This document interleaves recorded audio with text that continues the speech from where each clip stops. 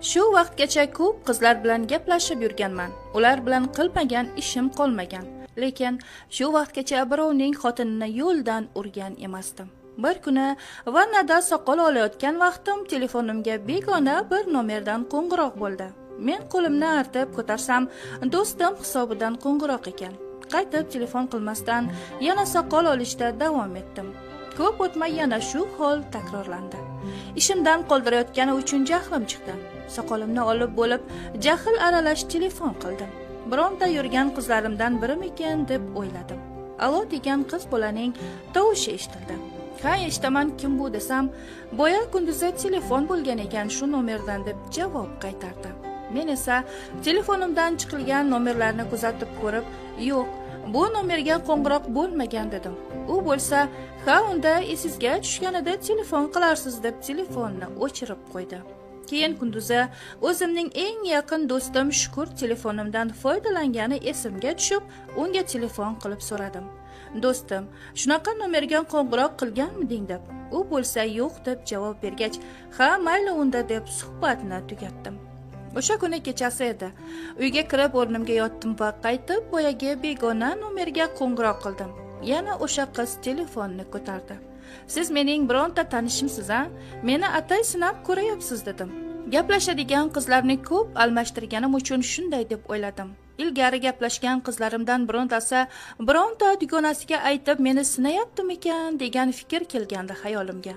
U o'zi zerikkanidan kimga bo'lsa tavakkal qo'ng'iroq qilar ekan. Shu asnoda men u bilan tanishib oldim. Kechasi bilan kimligi, qanaqa qiz ekanini yashirdi. Har xil ismlarni aytib men bilan hazillashdi. Men har doim qaysi qiz bilan gaplashsam, suhbatimga ular qiziqib qolib, qandaydir boshqacha gapirasiz-da deb aytishardi. Bu qiz ham shu gapni aytdi. Kechasi bilan gaplashar ekanmiz, men uni ichki dunyosiga kirib borishga, uni yaxshiroq bilib olishga harakat qilardim.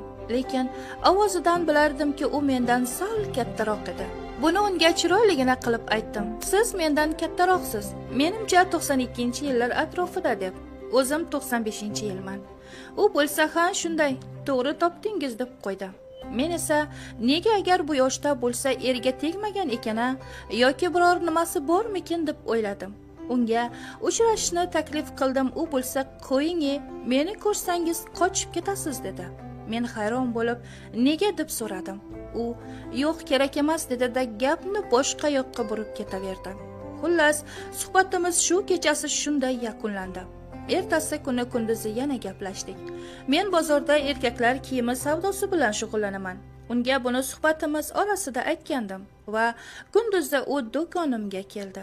Bir kun oldin kechasi suhbatlashganimizda gap orasida u sizga qanaqa qizlar bilan gaplashish yoqadi deb so'raganida menga aynan er yo'q, erdan ajrashgan, o'zimdan yoshi kattaroq ayollar yoqadi deb javob bergandim.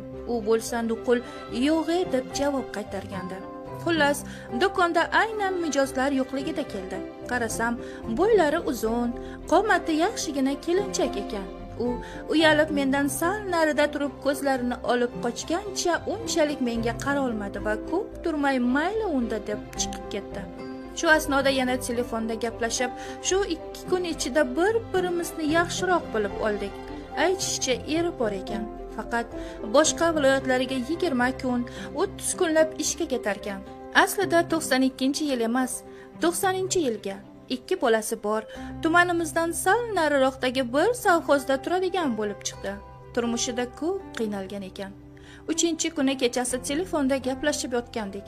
Uni ochiqroq gaplashishga undab qo'ymasdim. Yarim kechasi bo'lganda yoniga borishimni aytdim va u yo'q deb javob qaytardi. Lekin men baribir uni manziliga bordim va uni tashqariga chaqirdim. O'sha vaqtlari qish fasli bo'lib, yanvarning 9-kunlari edi. U kurtkada bir amallab oxiri chiqdi. Ko'chada esa kun sovuq bo'lgani uchun hech kim yo'q edi. U qo'rqib hadiksirab turardi. Nazarimda o'zi ham nimaga bunday qilayotganini anglamasdi. U ixchamgina kapishonli kurtkasida sovuqdan diydirab turarkan, xuddi yosh qizlardek edi. Shu damda men nima bo'lsa bo'lar deya uni quchoqlab lablaridan o'pib oldim. Yashirib nima qildim? Xayolimda faqat bitta narsa edi. U qo'rqib kimdir ko'rib qoladi dedi va o'zini orqaga oldi. Men esa uni uyiga kirishimizni so'ragandim. U hadiksiragan tovushda yo'q deb rozi bo'lmadi, lekin baribir uni ko'ndirdim va uyiga kirdik. Begona uylarga devor oshib, deraza oshib gaplashib yurgan qizlarimni oldiga kiraverib, bu borada ancha tajribam oshgan edi. Ichkariga kirsak, bolalari uxlab yotardi. U o'z-o'zidan uyalib, nuqul, nahotki men shunday qildim, erimga xiyonat qildimmi derdi. Uning bu holatidan to'g'risi bir oz hayron bo'ldim. Atayin o'zini shunaqa ko'rsatyapti deb o'ylayotgandim. Unga oldin bunaqa qilmaganmisiz kim bilandir deb so'radim. U bo'lsa, Xudo haqqi bunaqa qilmaganman desa ham ishongim kelmasdi. Bo'lishi mumkin emas. Bo'lmasa telefonda ham gaplashib yurmasdingiz dedim. O'zini tutishidan, men bilan tez til topishib ketganlaridan hech ham yaxshi ayol emas deb o'ylagandim. Tag'in kim bilsin. Tajribalarimdan shuni ayta olamanki, hech qachon ayolni ichidagilarni 100% bilib olish qiyin ekan. Nima bo'lsa bo'lib bo'lganda. Keyin men uyga ketdim. Vaqtlar o'tdi. U bilan har kuni gaplashadigan, har kuni birga yotadigan bo'ldik. U meni yaxshi ko'rib qolganini tinmay qaytarardi. Turmushidan norozi ekanini, har kuni bir xil hayot, mollarga qara, dalaga chiqib ketmon chop, paxta mavsumida paxta terkabi ishlaridan zerikib ketganini aytardi. Eng yomoni eridan ko'ngli to'lmasligida ekan. Aytishicha, u 17 yoshlarida dalaga bir fermerni paxtasini terishga chiqargan. U yerda bir yigit uni ko'rib qolib sovchi yuborgan ekan. O'zini o'sha yerning egasini o'g'li ekanini, yaxshi uylarda yashashini qizni uydagilarga aytib ishontirib unga uylangan ekan. To'y ham bo'libdi. Qiz to'ydan qaytib qarasa, o'sha daladagi shiyponga kelarmish. Shuncha va'da qilgan narsalardan esa nom nishon ham yo'q ekan.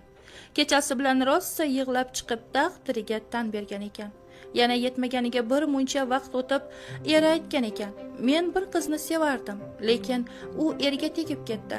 Sen o'shanga juda o'xshaysan. Shuning uchun senga uylandim" deb. Keyinchalik yillar o'tib, bir domga ko'chib o'tishgan. Lekin o'sha dom ham yaxshi ahvolda emas. Shu hali ham achinarli ahvolda yashardi. Uni 17 yoshidayoq turmushga berishgan ekan. Bironta yigitni hidini ham sezmagan ekan o'sha vaqtlari. Faqat siz bilan tanishib shunday bo'lib qoldi. Endi siz hech xayolimdan chiqmayapsiz derdi. Men uni deyarli har kuni uyiga borib, yoki goh o'zimni uyimga olib kelib, goh boshqa joyga olib borib birga bo'lardim. Undan oldin uyga kechalari qizlarni olib kelib yotib o'rganib qolgandim. Uyimiz katta edi. 2 darvozali xonalari ham juda ko'p edi. Shuning uchun bu menga muammo tug'dirmasdi. Men ba'zida ko'p o'ylardim.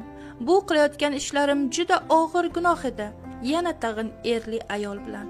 O'sha erining o'rniga o'zimni qo'yib ko'rardim, garchi hali uylanmagan bo'lsam ham. Men unga bu qilayotgan ishlarimiz noto'g'ri ekanini, gunohligini, bir kun boshimizga balo bo'lib qolishini aytib orani uzmoqchi edim. U bo'lsa nuqul yo'q derdi va meni yana chaqiraverardi. Orada eri esa kelib 1-2 hafta yurib yana ishga ketardi. Meni hayotim yolg'on ustiga qurilgan. Erimni hurmat qilaman, lekin ko'nglim allaqachon sovigan. U kimgadir o'xshaganim uchungina menga uylangan xolos derdi. Boshida 2-3 oy tinimsiz, keyinchalik esa onda-sonda ko'rishib yurdik.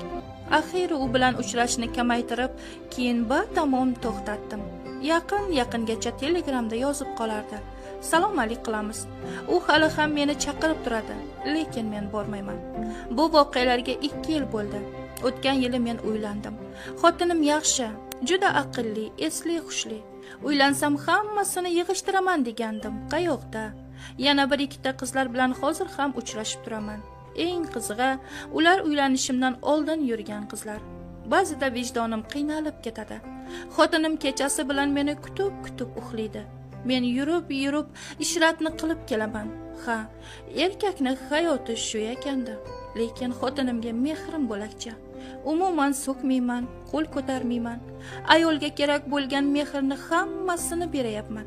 Tajribalarimdan shuni bilamanki, ayol kishiga e'tibor bermasang, mehr bermasang, uni senga bo'lgan mehr muhabbatidan ayirib qo'yishing hech gap emas ekan. Bu borada juda ko'p o'ylayman. Ba'zida hayron ham qolaman. Men shuncha qizlar bilan yursam ham, shuncha gunoh qilsam ham, menga shunaqa aqlli, esli qiz xotin bo'ldi deb.